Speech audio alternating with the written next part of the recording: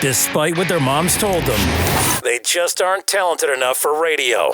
Unfortunately, anyone can have a show these days. Sean. Well, I'm pretty hard to figure out sometimes. In fact, I can't even figure myself out sometimes, so don't you try to. Joe. You're an idiot and really a disloyal person. This is the Cuse Militia.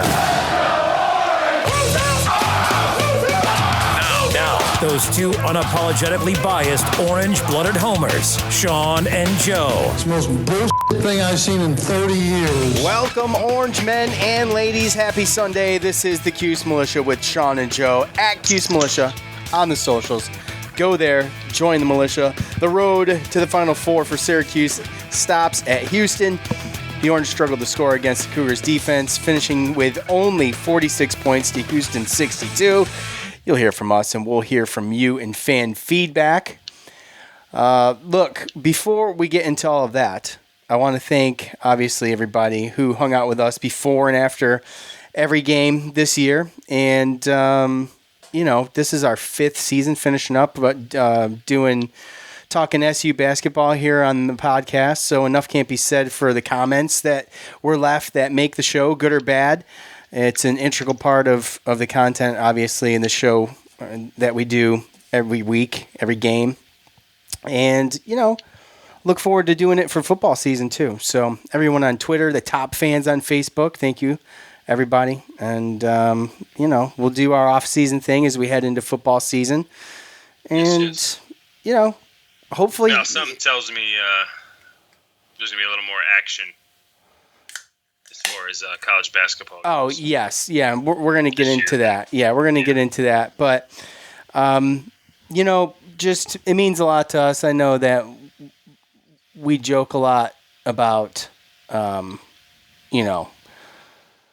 5 people listen, but the truth is that usually every year this show grows. This year was a little weird with the COVID stuff, and it was just a lot to get through. I think that the fans really felt it. I do this year with the COVID stuff and everything, and I just hope that when we get back for football, that stuff can just be shelved. I hope by the time we start football again, that we got fans in the dome, and that these things can be shelved, and and as we come back to doing the off-season stuff and doing the football stuff, the most fun that I have is taking calls. It's not always easy, but there's always new ways to do it, and we figured out a bunch of ways to do it. So whatever we decide to do with call-ins or apps, whatever gets it done, obviously looking forward, want to do a lot of that. So we appreciate everybody again. And, we'll be doing our thing here probably every week regardless. That's what we ended up doing last year, right, Joe? It was every week, wasn't it? I think every week or every other. Yeah. I think it was every week. Well, last year it was different, right? Yeah, it was a little different. COVID things. Yeah. So we had the movie brackets, and we were kind of just doing stuff to put stuff out there, more or less. So. Yeah, and you create your own content when there is none to be had. And we did that, and it got a little goofy, but it was still fun. So we want to hit up the small little Syracuse news? Absolutely. All right. Well, while we were all in, awe of this team making it to the Sweet 16 and their little run and everything that was going on, and the hype this past week with, Buddy and Jim being on all the medias and stuff like that. Lacrosse team lost 1 to Duke by a goal, thriller, 15-14. I think those are 2 of the better teams in the country, so might be a preamble to something later in the spring. But also, women's lacrosse, they moved on to 6-0. They're number 2 in the country.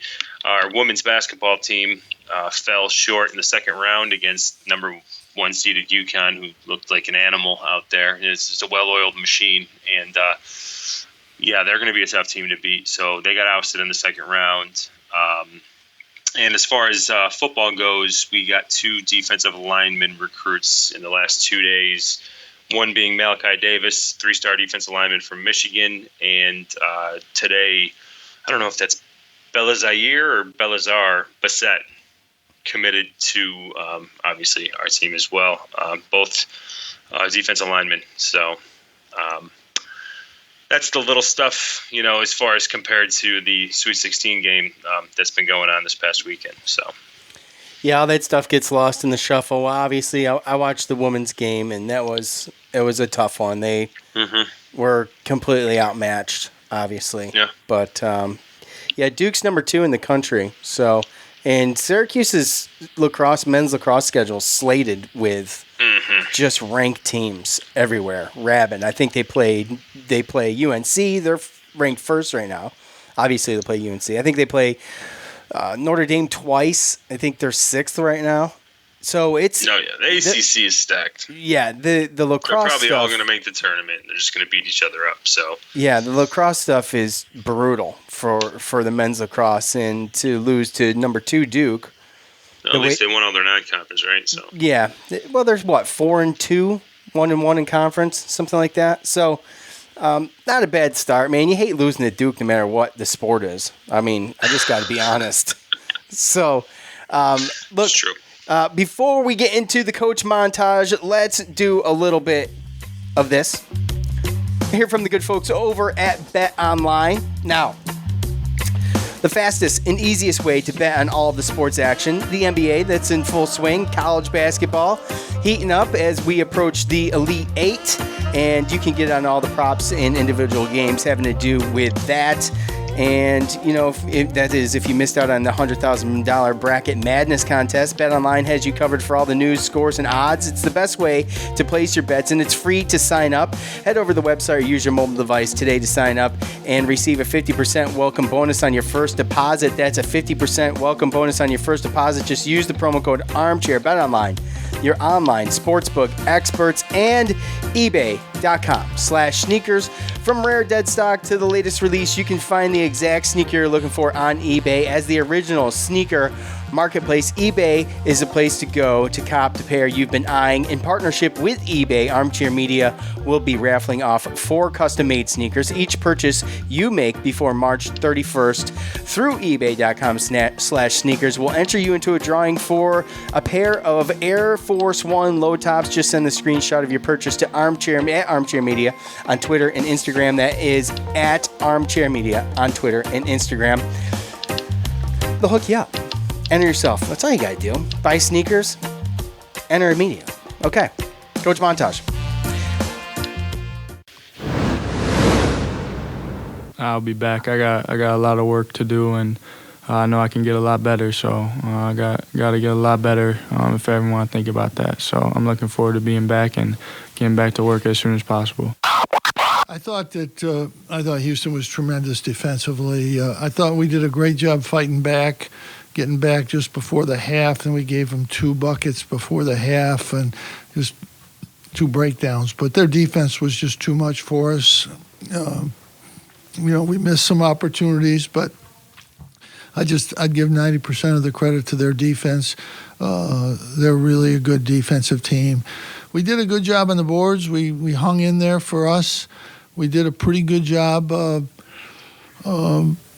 defensively for most of the game. The end, we broke down a little bit, but we did a pretty good job defensively. But, we scored 20 points in the half. We're not going to win. But, again, that was a tribute to their defense. Their defense was really terrific. It's the best defense that we've seen this year, and they deserve to win. Without going into the whole season, we were 16 down against NC State at home, and we won that game. And then we were 8-20 down to Notre Dame in the second half, and we won that game. And we had to win all those games, the Bryant, the Buffalo. I'm not even talking about Northeastern, which we were fairly lucky to win too. But then winning the Notre Dame and NC State coming from that far behind. And then we had to beat North Carolina, who we hadn't beaten in 10 games, something like that. And we had to beat 10 regular season. We did beat them in a tournament, ACC tournament, but hadn't beat them in 10 regular season games. Then we had to beat Clemson, which, is a good team, a tournament team. And we did all that. It was difficult for everybody, but we've gotten through it. We played most of the games. The tournament's been great. We've had a lot of good games in this tournament, really good games. The players got a chance to play. My son's at Cornell, and he's been miserable for 6 months, as have all the other athletes in the Ivy League, because they didn't even get a chance to play. And someday we're going to look back and say, why didn't we play? Why would we ever even thought about not playing? These kids, if they get sick, they're better. They're back in a few days, or they don't get sick. And it would have been a monumental mistake to not play basketball. And I give Dan Gavitt and his crew, his people, an unbelievable job they've done to make this possible. I've seen 50 or 60 starters that have left programs in the last week to 10 days. I've seen 5, 6 guys leaving programs. Being able to transfer and play right away means if you have any issue at all, any issue, you're going to leave. Those guys would never have left before, but now they're going to. We'll have guys leave, and it's what's going to happen. That's what's going to happen. And, we just, in the next 2 to 3 weeks, as things happen, we're going to have to adjust to it and start recruiting, in the transfer portal, because we'll have guys in there. And as last year happened, we lost 3 guys or 4, three guards. And, none of those 3 played anywhere where they went. We'll take one last question from Anthony DeBundo. Anthony, please go ahead. Kind of a two-parter. Has Jesse mentioned anything about potentially transferring? Because that's the first part. And the second part was you chose to take him out with about 2 minutes left in the half, and he ended up being plus 10. They went on a 10-0 run right after he came out of the game. Yeah, do you think him not being there hurt? Yeah, that's why they went on that run, I'm sure. He was tired, okay? Really. That's just unbelievable. It's normal for Syracuse people. All right, this was a great year. I'm so proud of this team and everything that they've accomplished. The guy that asked the question 2 months ago said we wouldn't be in the NIT. So I guess that's so much for your credibility. This was a great year. These guys deserve all the credit in the world for what they've done.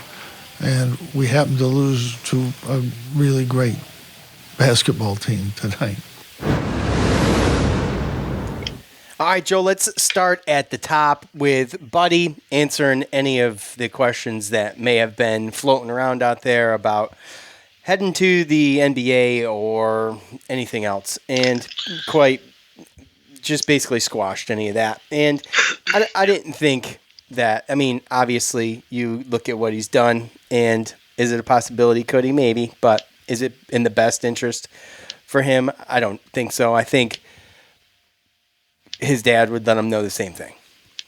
And so maybe it was a conversation that they had, and coached him, I would think. So anyway.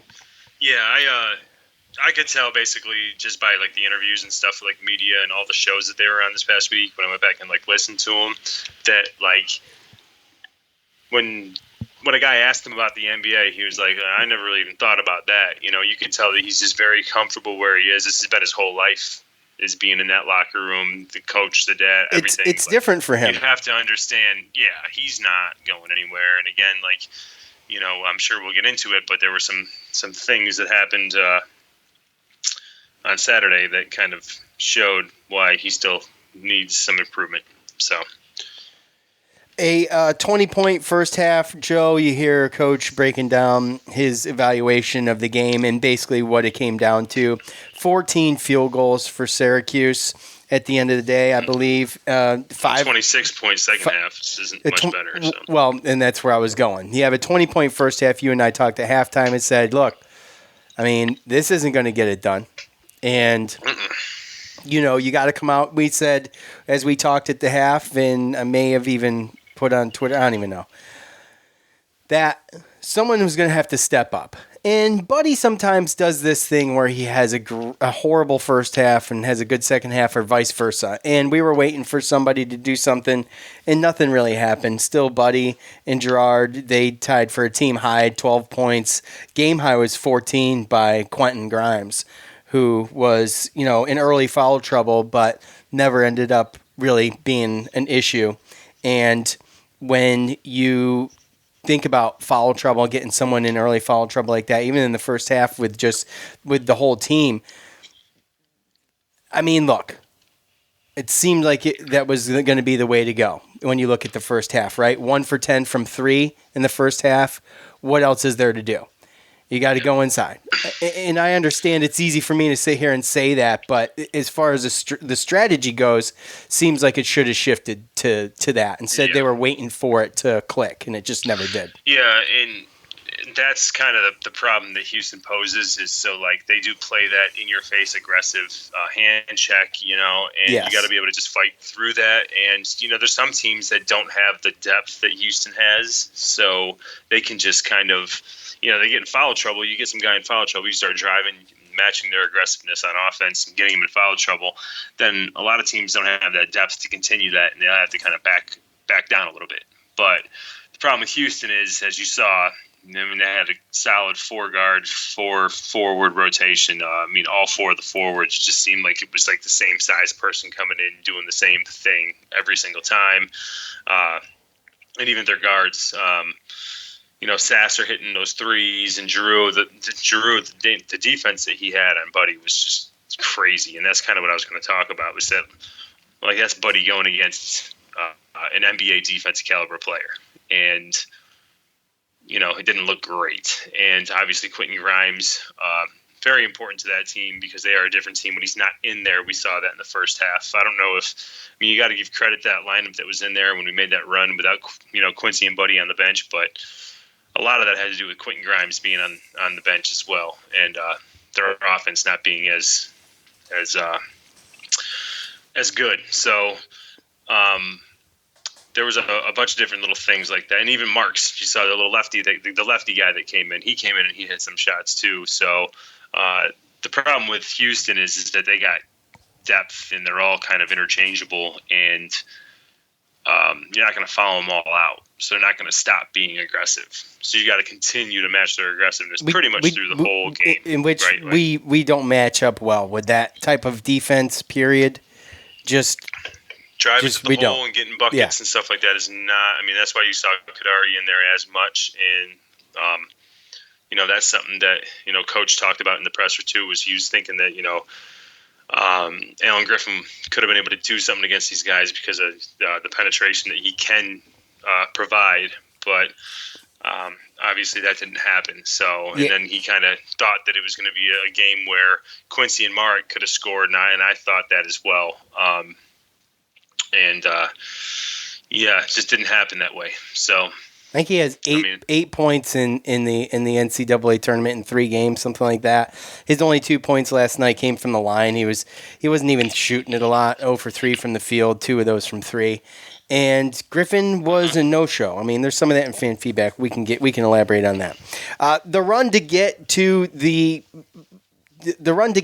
tournament for this team. You heard Coach rattle off some of the early stuff. The Bryant game, the Northeastern game, stuff you forget real quick, right? Yeah, because you win it and you move on. Slip up in one of those, right. Yeah. One of those we lose. One of those we lose, and it's a big deal. But not only that, coupled with the fact that they had to those last 3 games of the season that they won heading into the ACC tournament, and then at least getting one ACC tournament win. And 2. We had a tough game against Georgia Tech as well, but. Oh, okay. What do you mean? Well, we only won the last 2. Okay. Oh, you're right. So that with going into the ACC tournament and winning the first game and having to play Virginia and playing them the way we played them, get past the eye test to some extent. Yeah. Oh, yeah. Well, they definitely did. But it was 3 of the last Yeah, you're right. It's 2 of the last 3, 3 of the last 4. Heading into the NCAA tournament. That's my fault. He said, I mean, when you really look back at the season, there was some. When you look back at it, think about the expectations. I thought that I had semi-high expectations when Sidibe was healthy, and then he gets hurt, and then the whole season changes, and then there's a couple quarantine situations. And who knows if another quarantine or COVID positive test pops up that doesn't, take away a couple other games that we did win that would have taken away the season as well. So you couple all that on top of all of the close games, non-conference, and the comeback wins against NC State and Notre Dame to win those games. And then we end up doing just enough to get an 11 seed. But at the same time, we came together as a team and we played our best basketball at the end. So at the end of the season, we weren't playing like an 11 seed. It's just that's what our resume gave us. So, but yeah, I mean, an incredible season. I mean, when you talk about the close games, the comebacks, the Sweet 16 run, all the pressers that Jim gave us, the story with Buddy and them going on all these shows in the media and him scoring all these points, like it was when you look at it, it's a great season. I mean, you can't look at a situation where, we're Syracuse fans. We've had one national championship. Now we've been to a couple others, but overall we're lucky as fans. And we just have to be able to acknowledge and be grateful for certain seasons that maybe don't end up in the Elite Eight, Final Fours, championship game, but just have so many memorable moments throughout the season. Yeah, and for these guys to go through all of the COVID pause and the sacrificing social activity during the tournament, during ACC tournament, when they're on the road, just in general, sacrificing all those things just to play. For the love of playing the game and to give us what we want on television without having fans at many of these places. Syracuse basketball played in the Dome. It never had a fan in the Dome this year. They never got to experience that, and I think it's James. James sneaking in the back door. I think it's shameful. Honestly, and I don't regret saying it, and I'm gonna stick to it that there was never fans allowed in the Dome. I think it is an atrocity. I think it's so dumb. You could have at least let students in or something. Something could have happened. But hats off to this team for overcoming all of those things. Little they seem to us, but just goes to show the heart that this team has, and I think that we're lucky. I think that everybody is lucky to just jump into what Coach was saying, to get to play. We're so lucky we had a season this year. It could have just as easily been canceled. I think the whole football season really helped coming into basketball season and showing kind of giving you a little bit of a template of how it could be done. Though it was every week instead of like 1, 2, 3 times a week, it was a little bit different. But I think that the football really helped that, and we should just be happy, honestly, that we got to do it, and we're getting to watch what we're watching today with March Madness. So you have to look at the fact that coming into this season, I mean, we remember Sidibe at the end of the year, right? And even at the end of this, like these last 6-7 games, right? We've seen the impact of what an actual size of a center. We played all year with a 6'10", 880-pound forward. We never had a true center in there, really. Right. So you talk about a season where you come in thinking you might have this double-double guy based on what he was at the end of the year last year, and all of a sudden, 4 minutes into the first game, completely just done the whole. And then there was a little time in the middle of the year where he teased us, came out and played another game, and it got to a point where I think it was a situation where, okay, Sidibe's out. Okay, we got to figure out what we're going to do while he's out. He'll come back, and then he didn't come back, and then it's like, okay, now we need to like readjust everything and figure everything out. And when Jesse was coming in, even last night, the last couple of games, just being able to see the impact of a true center on that defense and this team gets me excited about next year, and I hope that Jesse gets more opportunities. I hope that Sidibe can actually be healthy enough with his knees to actually come back and actually put in a year where of what we expected like this year. But yeah, that's just another thing on top of it that just made this year special because, Jim, he had a plan coming in. And like I said before, Alan Griffin doesn't get all those minutes. And who knows even what this team looks like if Sidibe never gets hurt. Yeah, we'll never know. Which leads me to great unknowns. Yes, yeah, it is. And for what Coach what did, would have happened if Fab Melo played in the tournament? Or Rinze Onuaku never got we'd hurt have 101 more wins, right? Coach would have 101 more wins. I'm not saying about him playing. I'm saying like he didn't play in the tournament, and Rinze Onuaku, he didn't play in the tournament. Those are 2 seasons where we were. That was a 1 seed with Rinze. Yep. And he ended up not being able to play. So that leads me to this transfer portal madness, the ability to go ahead and jump ship right away and play has created somewhat of a conundrum for every team across the NCAA. So if you have one little conflict, a personality conflict or a disagreement or a this or a that, it allows these kids to be super picky or allows the coach to be whatever. And, you've got a lot of these guys exiting teams that were starters, like Coach said. So I think it's going to be fun to watch because it's going to be like true free agency, instead of the way it was with having to sit out a year. Yeah, without the money. It's more like playing time is the, I mean, who knows? Maybe there is money involved. You never know with some of these schools, But I'm just saying.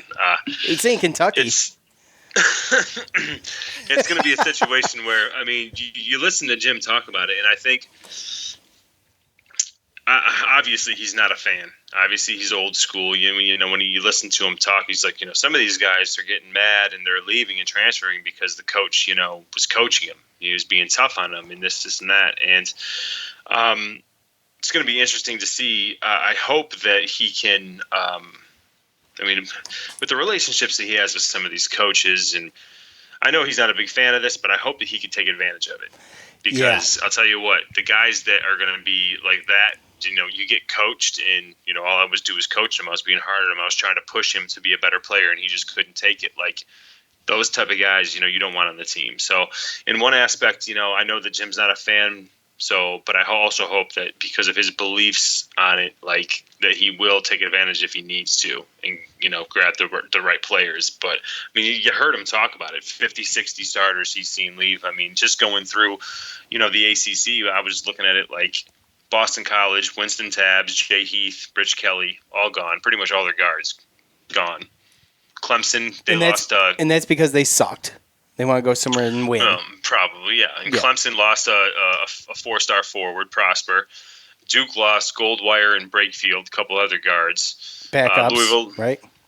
Huh? They were bench players, weren't they? No, they played. Both of them played. They were both starters?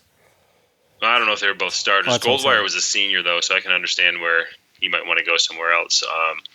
Especially considering Duke usually has good recruiting classes, so there's probably somebody coming in anyway. Yeah. I mean, Louisville lost a big man. Miami lost 4 guys, one of which is Chris Lykes, little point guard that we didn't really get to see this year.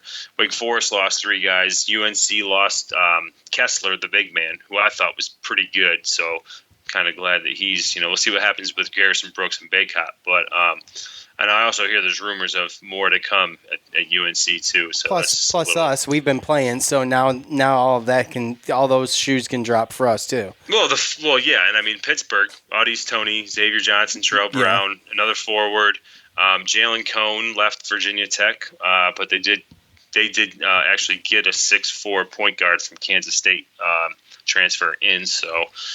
Maybe that was kind of why he went in there. But, yeah, I mean, you might see it coming down. But the funny thing about it is when you look at it, like the successful teams, like they're not really – like I looked at like Virginia and Clemson really didn't have a lot, Georgia Tech, some of these teams that are stable right now with some young and up-and-coming teams, like they don't have really transfers right now. But, we shall see. Yeah, it's going to be interesting. Obviously we're probably going to lose some. We're going to see what we can gain. Yeah, and it's that's what Jim said, right? Yeah, let's he knows it's speculate. coming. Let's speculate. Come Okay, on. all right. Well, before we speculate, because you're running heavy on me, before we speculate, we are going to speculate. And we can have a little fun. But first, before we do, one more time, let's hear from the good folks over at Bet Online. Bet Online, the fastest and easiest way to bet on all of your sports action. Obviously, the Elite Eight is going to be settled tonight, and there's going to be all of those games you can get in on going towards the championship for the NCAA. They have you covered for all the news, scores, and odds. It's the best way to place your bet, and it's free to sign up. Head over to the website or use your mobile device to sign up today and receive a 50% welcome bonus on your first deposit. Just use the promo code ARMCHAIR. It's a 50% welcome bonus. Use the promo code ARMCHAIR on your first deposit. Bet Online, your online sportsbook experts. All right. eBay.com/sneakers. From rare dead stock to the latest release, you can find the exact sneaker you're looking for on eBay. As the original sneaker marketplace, eBay is the place to go to cop the pair you've been eyeing. In partnership with eBay, Armchair Media will be raffling off 4 custom-made sneakers each purchase you make before March 31st. So you only got a couple days left. Through eBay.com/sneakers, we'll enter you into a drawing for one pair of Air Force One low tops. Just send a screenshot of your purchase to @ArmchairMedia on Twitter or Instagram. That's @ArmchairMedia on Twitter or Instagram to enter. Good luck with that. Thank you, eBay.com/sneakers. Okay, so Joe, you wanna mess around? You wanna mess around and cause trouble? Okay, so I could see a situation where Alan Griffin goes. I don't know if now. Look, last night I watched his body language when Coach pulled him out after 20 seconds and he airballed the 3. I think it was his first shot of the game, but it might have been the first. Wasn't Huh? bad. No, it was fine. He was shaking his head. He was like, yeah. He wasn't rolling his eyes. He wasn't walking away. He was listening. So, that gave me hope. Look, I'll get into more of this Alan Griffin thing. We're just stating names right now, but I'll get into more of the Alan Griffin thing and fan feedback. I could see a situation where Woody Newton goes. Yeah. But those would be my top 2, really. I mean, maybe a slight chance of Jesse Edwards, but I don't know. I think it would depend on I don't think Jesse. I don't think so either, because I think it's what's he going to do? Where's he going to go? You know what I mean? Like, who's going to pick him up? I mean, honestly, I'm with Coach, man. He just wasn't ready this year. I'm glad to see it. But he played. But he did play. But I think honestly. I know, and that's what I was about to say. I'm glad that happened. But let's be honest. You know, it wasn't like a consistent thing all year where you're like, Jesse Edwards can play and he's not getting minutes. That wasn't the case. Who you got? No, I think we're going to go in next. I think we're going to go in next year thinking that, assuming that Edwards is going to get minutes in every game. Even if Stevie does play, I think that's a good little lineup. As far as big guys go, I think Frank Anselm, I think that he reclassified, so I know that he technically should be a senior in high school right now. So I don't really see a situation where he would transfer, but I would see a situation in which John Bolzak might transfer. Okay, yeah, that's maybe one. As far as Frank Anselm goes, I think that was a known coming into the season for Frank. I think he knew he wasn't going to get much opportunity. Right.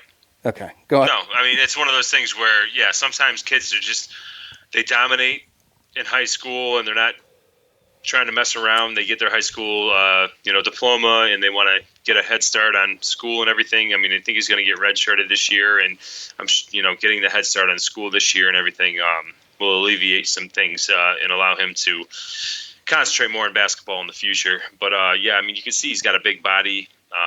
Saw him in a couple games, but I think that's one guy that definitely has some upside. And I'm not really worried about him. John Bolzak, though, he sat out last year, and then this year he came in, and now obviously Jesse Edwards is definitely above him. Mm-hmm. And then a lot of it is, I think, going to have to do with whether or not Sidibe decides to come back, whether or not Dolzak decides to come back. Right. Yeah. And it's. I have my own thoughts. I think that we talked about that, in which it sounds like Sidibe, he's really just gonna. It depends on his knees, realistically, medically wise. As far as Mark goes, he would come back if he thinks he can. Right. As far as Mark goes, I'm still kind of up in the air a little bit.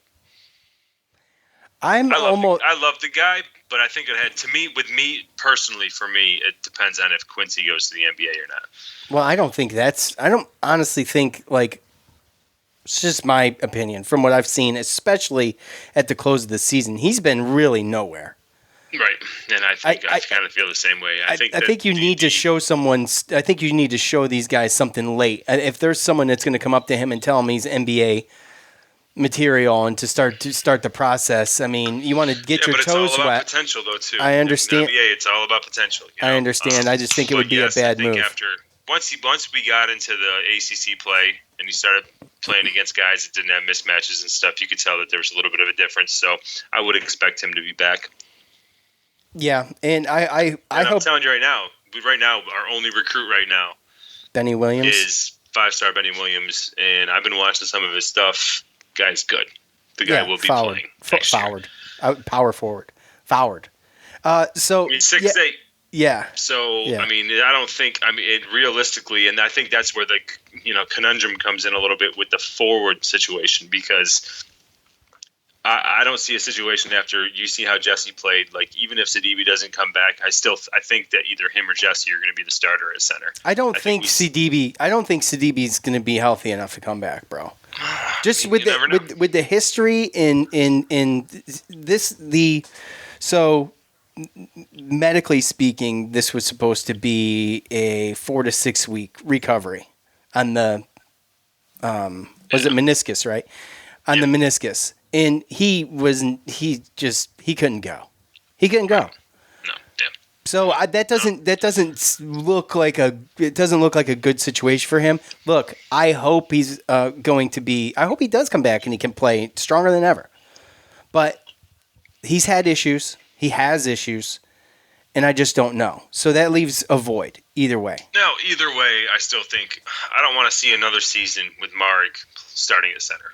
Oh, me either. I think I'm over that. If Mark's going to come back, I want him to play as true power forward, but at the same time, I just don't see that there's space. I mean, that guy has lost professional basketball seasons in the last 4 years playing at Syracuse with the wear and tear and all the crap that's happened to him. Like, I don't think he has anything else left to prove. And I mean, he can still go, I think, and make money somewhere playing basketball. And I think that's probably what he should do.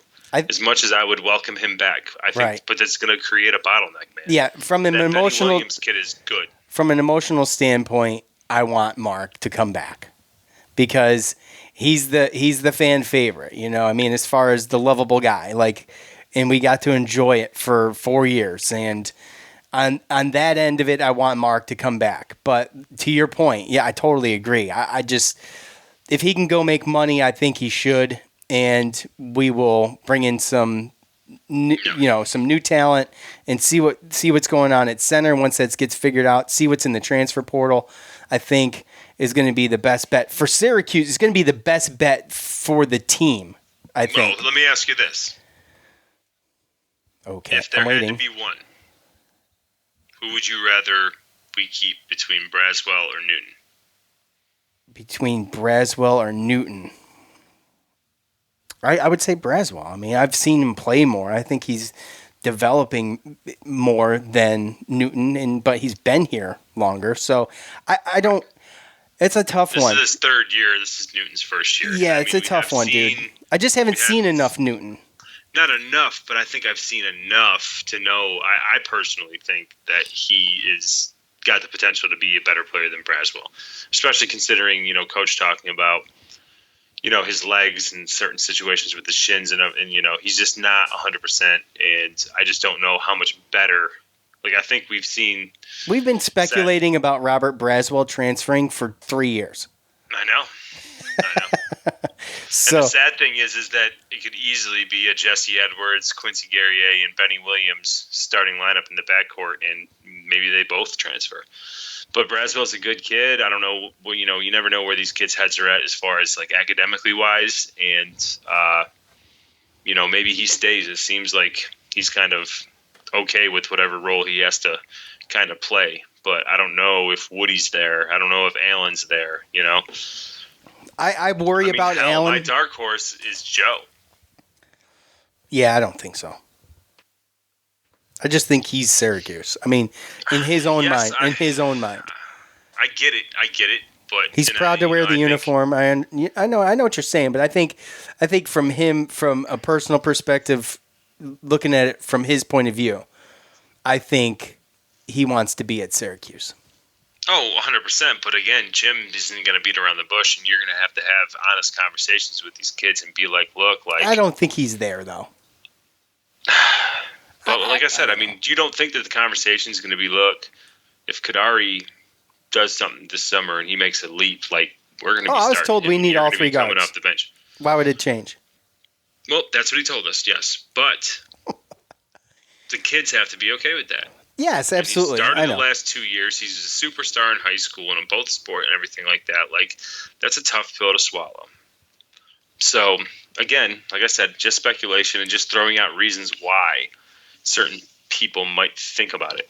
But I understand. But do I think that everybody's going to do it? No. But obviously, Jim, he don't beat around the bush either, but he definitely kind of tells his stories and codes a little bit. But what I got from it, I don't know if you didn't get, but I mean, there's definitely going to be people transferring. Oh, there's going to be. There's going to be some. Yeah. Well, he already knows who they are. I'm assuming those conversations have been had already. So we will see. Obviously, it'll be interesting, and we'll keep you up to date on that. And I think it'll be interesting more so to see what we can find. Would love to get a great find inside the transfer portal at center. That's me. So, real quick, just to finish up the coach montage, which we've been on for, I don't know, way too long. The press conference says Anthony DeBundo. So, look, we got one more last snickery attitude, but I am going to miss that until next season.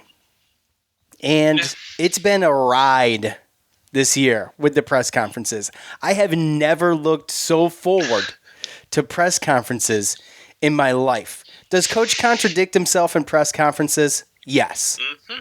All the time. Yep. Who cares? I love it.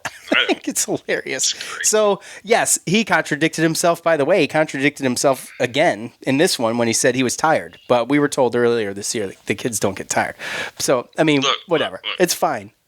They get tired. Okay? Everybody knows they get tired. It's visible. I could see it on TV. I know. So, that's, again, one of those things where, like... It's just the snark. I love the snark, man. I'm a snarky guy. I love it. This is the way I look at it. Is Jim's not stupid, all right? And these people know, like, the questions that, like, if they ask this question, they know what kind of remark. Yeah, is Jesse going to transfer? Like, he's going to be like, oh, yeah, he's going to transfer. About transferring and just, like, what kind of question is that? Yeah, that's why I've started to play him more and give him minutes so he doesn't. Yeah, right? I mean, what the hell? No. Right. What are you talking about? It's a ridiculous question that deserves a ridiculous answer. Yeah. Play a stupid game. Right there with Jim. Yeah, absolutely. That's totally stupid. A ridiculous question deserves a ridiculous answer. Leave it up to... You deserve everything you get. And they probably like it because it's going to get hits. Yeah. And it's going to help them. Good for you for not being a great reporter. So you got to just, ask a dumb question to get... Yeah, what did you go? He did ask the question last. Maybe he checked off all of his top. Maybe he checked off his top 5, and that's all he was left with. But at some point, you got to have some restraint and some obvious have some self awareness. Like that question's going nowhere. But thanks for asking it though, because thank you. Because it's entertaining for us. So with that said, it's time to hear from you. Still do it. Exactly.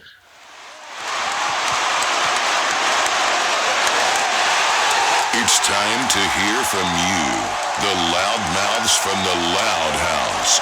All right, it's time to hear from you, as we have done every game this season, and we go on the socials. We put down there thoughts on the game. You respond. We talk about them a little bit. This time I asked for thoughts on the game and the year. So let's see what we could do in about 15 minutes, Joe, okay?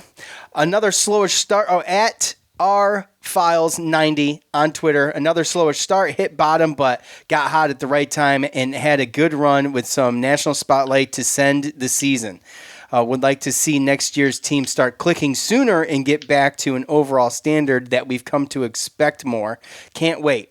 Yeah, look, what they did, though, and we touched on it, what they did with that slow start, the turnaround that they made, and the growth that this team had, and the heart that they showed cannot go unnoticed. And it goes unnoticed if they don't have the slow start, right? So, do I like it? No. Obviously, we want to get back to the standard like he was talking about, where we don't have to do this bubble crap every year and sit here and wait and see if we're going to get in the tournament. Rather, sit and wait what seed we get.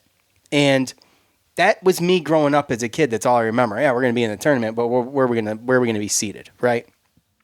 So, at Cuse Names, fun last month, but seeing the same issue of the past 7 years be the problem sucks. Shocked we got this far with this squad. So major props to the kids for fighting to get to the Sweet 16. Wish the future were brighter, but maybe we'll find some big-time additions still. So even if we don't, Joe, how do you feel, if you can speculate a little bit on the transfers, but if we don't find something in the transfer portal to fill the void at center, how do you feel with Jesse Edwards starting next year and bringing in Benny Williams and possibly not having Marek, let's say? I think that's the most realistic situation if we don't bring someone in. What do you think? So Sidibe and Marek gone? Yeah. Mm-hmm. Yeah, I mean, that's definitely going to be a situation where that's going to be tough, because then it's going to force a John Bolzak or an Anselm to be ready. Yeah. So I think based upon those situations, that's really all. Yeah. I mean, they got to look at it. There's some big guys in the transfer portal, and if they think that we can get better there, or if they think someone else is better there, then I get it. But you never know. It's going to be a tough situation either way, because I don't know what Mark's going to want to do, and I think we got to wait for that decision more or less before we can talk about it. Because I think if Mark does come back, then we might not go for it. But I think the situation that you explained, we definitely would need to get a big man, one way or another. Yeah. Somewhere. Otherwise, the bottom line is again, we got. I mean, if we don't get one of the transfer portal, then one of our two guys behind him is going to have to get better and step up. That's going to be on the coaches. That's probably the scariest. That is the worst case scenario for this team right now going into next year. That's why I gave it to you. It's the worst case scenario. Yeah. So 100%. Yeah. So that's why I just fumbled through that whole thing. Yeah. It's fine. It's fine. I didn't even think about that. Well, I'm just saying, worst case scenario, what do we do? We're basically, the answer is what Joe basically said in so many words, is we're looking at another slow start. So they've got to find somebody. Coach doesn't really have a choice. Like Joe said earlier, he knows a lot of people. He knows what he needs. He's going to go out there and find it. I guarantee he'd find something. So I don't think there's anything to be worried about. We'll see. At Cuse Waterboy, amazing run to make it to the Sweet 16, but you just can't beat as a team. Wait, let me try this in standard English this time. Amazing run to make it to the Sweet 16, but you just can't beat a team as talented as Houston when everyone is ice cold. Looking forward to next season when we can all bring some energy and noise back into the dome. Amen to that, brother. Amen, brother. Preach it. Preach it. That's what I'm talking about. And, yeah, Houston, freaking talented, man. Talented. When what was it? They allow 58 points a game? Bro. They do. They do. Well, that's who I'm going to be cheering for the rest of the tournament. So. I got to go. I mean, they're my second choice. They're my most realistic choice. But I got to, Oregon State with the Thompsons in there. Oh, come on. I was looking. I know. But, hey, I could still cheer for them, Joe. I mean, come on. I was looking forward to that matchup. I thought it'd be some great conversation to have. And I think it would be great going into that game, some of the media that might be involved with it. But but whatever. We didn't get it. So, at Cuse Nation 10, great game. What a run. No one thought in December we would see this team in the second weekend of March. Got to be happy about the season. Maybe not the game. Yeah, at the end of the day, yesterday, I was defeated. I was depressed. It was sad. I was frustrated. But you can't be that upset.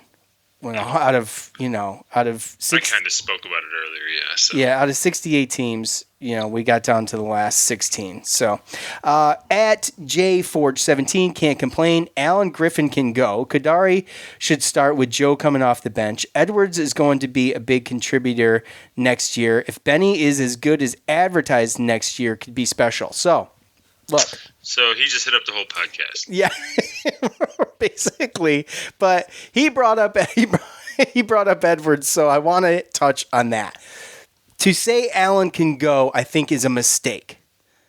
I think that Allen had more of a learning curve this year than what was maybe expected of that. Maybe more of a learning curve this year than coach expected and he expected. Right. I think that it just didn't mesh well, but when he was good, there were certain games where he was amazing.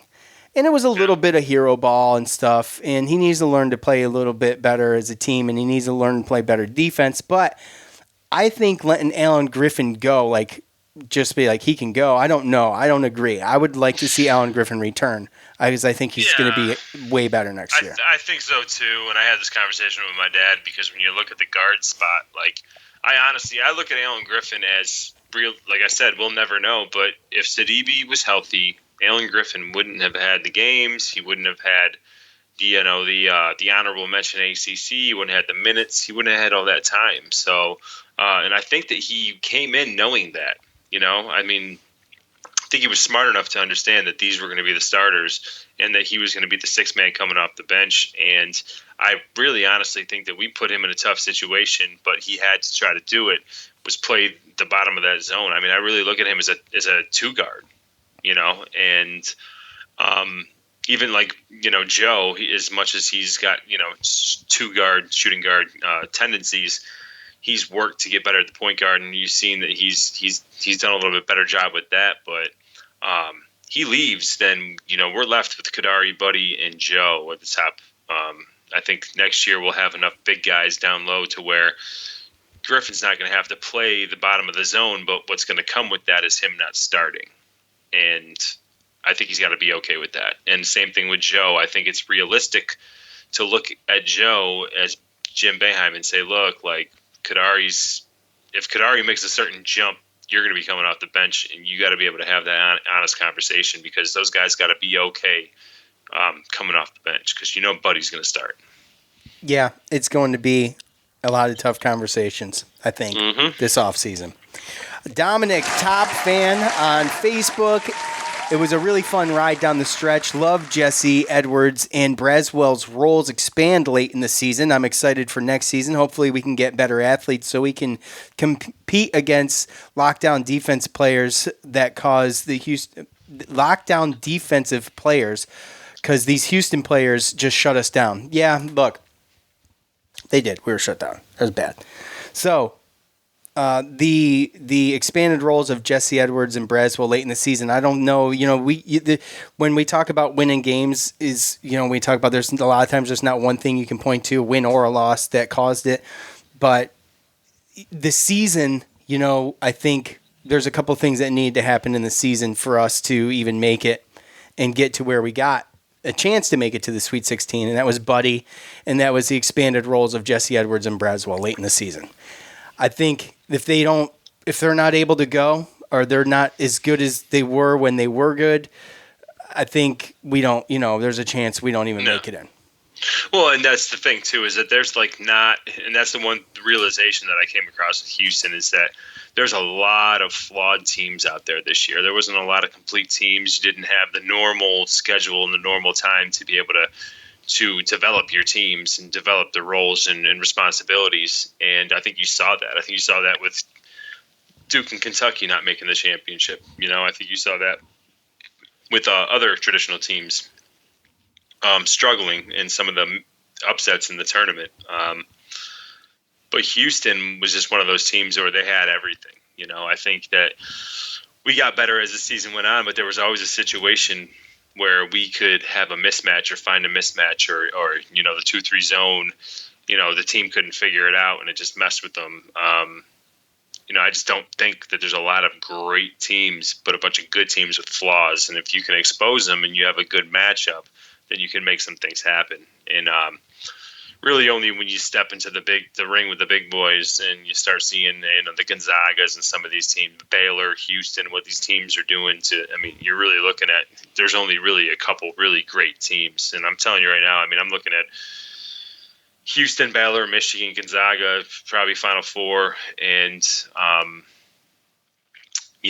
other than that, everyone else is pretty much beatable. So, yeah, that's how this season went, man. And to Michael's point, top fan on Facebook, I really thought we had a good chance again of beating Houston based on their size and strength of schedule. Nevertheless, we were clearly outmatched tonight, and the better team won. This looked like the team that we saw most of the season. Overall, you can't complain with a Sweet 16 run. At least it strengthens the brand and may help with recruiting in the future. Great season, and I'll be counting the days till we come back with fans in the Dome. Amen. Preach it, Amen. Michael. Preach that. Yes. Okay. That's great. Great comment. Michael has had a string of fantastic comments. We appreciate you, Michael. And although he was predicting a Final Four run for quite some time, that's okay. You said it today, Joe. You get past Houston. This is as one of the more deflating thoughts that you could have. You're going to there's a good chance you go to the Final Four. So, but it just goes to show, when you look at its team size, just the athleticism of Houston, man, just some great athletes and well coached. Talked to Tyler last night. He says he watches a lot of NBA, and he sees them running some NBA plays in there and stuff like that. So, just well coached, high basketball IQs, and.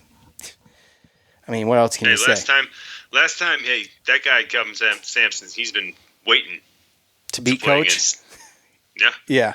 Last time they played, he was the coach of Oklahoma when we won the national championship, and we beat him in the Elite Eight, I believe. Okay. So, So I'm sure he's been chomping at the bit, and hey, he had a great game plan. His team played great, and like what Michael said earlier, like the best team definitely won. Yeah, top fan, Robert. So where to start? First, I thank you for this game, this thread every game. Hats off to Houston's defense, and Drew is a warrior. Second, well, this was a hell of a run. I don't question coach, but why was Edwards not in more in the second half? He clearly changed the game in the first. Well, he was tired. Third, where the hell did Griffin and Guerrier go? Could they not stand that Buddy was getting the attention? 4, screw the refs. I heard a couple ref references, and I don't know.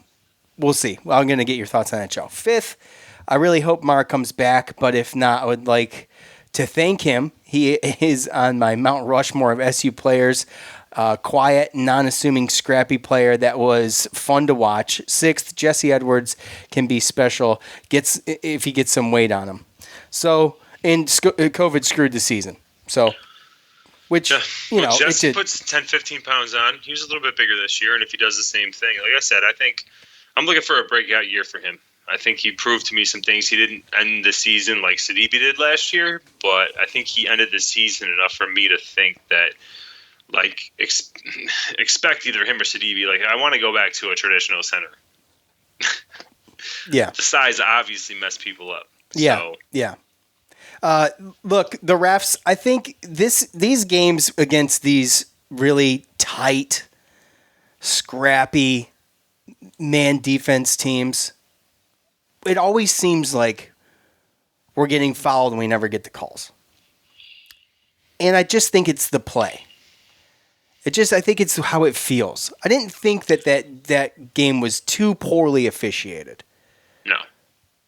And they let them play in the tournament. But we don't play defense like that. That's the whole thing. I know, and that's where that's a negative notch to us because instead of being able to take advantage of it, we're just sitting there, like looking at this like, oh, we're getting fouled. Well, yeah, we play lanes and spaces and players to make like shots tough. But we're not like all up in your crap all the time, you know? And so that's why I think why it's sometimes difficult as a Syracuse fan to watch and understand. It's like the ref can't call a foul every single time the guy touches you. Like it's got to be legit, And right. We just don't do that. Even the 2 Grimes calls when I was glad he got the 2 fouls like that, but I was like, damn, like I didn't expect him to. I mean, it was kind of, handsy, but like that's what you have to do. The whole thing is you have to continue to be aggressive and just get fouled. Yeah. This is what you have to do. Like that is the game plan. Like you need to have guys that can take it to the hole, that could possibly finish, and that could get fouled and go to the free throw line and get free points. And that's like one of the out of all of our problems that we do have, we have seen throughout the year that we've kind of gotten better at. The one thing of our offense that we don't have is great players like that. Like Quincy can do it every once in a while against, a mismatch, and Kadari can do it, but it's very, very tough. We don't have those kind of guys to just be able to take it and get fouled and go hard to the rack like that. And it showed. Yeah. It showed. We just had to continue to be go to the free throw line. You have to have that thought of just getting the jump shot out of your head because that's what they want you to do. That's what we needed to do, and we just didn't have it, and we didn't have the down low scoring. Yeah, and right. So, it's tough to watch sometimes, and you could easily look at it and say, these refs suck, but I didn't think it was terrible. I like the way the officiating in the tournament has been pretty decent. I watched a lot of games. It's been pretty decent. So let's see. One more here. Or maybe we got time for 2 more. And we're going over a little bit, but that's okay. Top fan Zach on Facebook. I'm not sad we played our asses off down the stretch. It sucks, but with losing Sidibe, Edwards stepped up his game and shown improvement. I'm optimistic for next season. We really need a true big man and some inside presence offensively. I wish we had drawn up a different game plan. This game had to be one pounding the glass and getting to the line. Zach, yes, you just read our minds. Very well said. And he's right. So, Zach, another one of those. At Orange Chuck, hey, you tell me in November we'd have a Sweet 16 run, I'd take it and run. Hell of a season with a lot of fight, but lost to a better team tonight, and it happens. Sucks, but it does. Go Orange. That's right. Go Orange. Listen, we appreciate all of you for hanging out with us. We really do. And just not blowing smoke when we say that. It was a great season. Hats off to these guys that came out and just fought tooth and nail and made it to the Sweet 16. I think what Joe's on TikTok. Sorry. I don't know. He's not listening per usual. That's fine. But I just really think that, I think it's going to be an interesting offseason. I'm happy. I'm not content, but I'm happy where SU ended up. And, you always want more. And it's tough. But that's it. Again, thank you to all of you for hanging out with us. Thank you, ebay.com/sneakers. Thank you to Bet Online. Guys, we'll be back on a regular. Don't you worry. We're giving you all the off-season Cuse Juice news. For Joe, I'm Sean. We're out. Peace.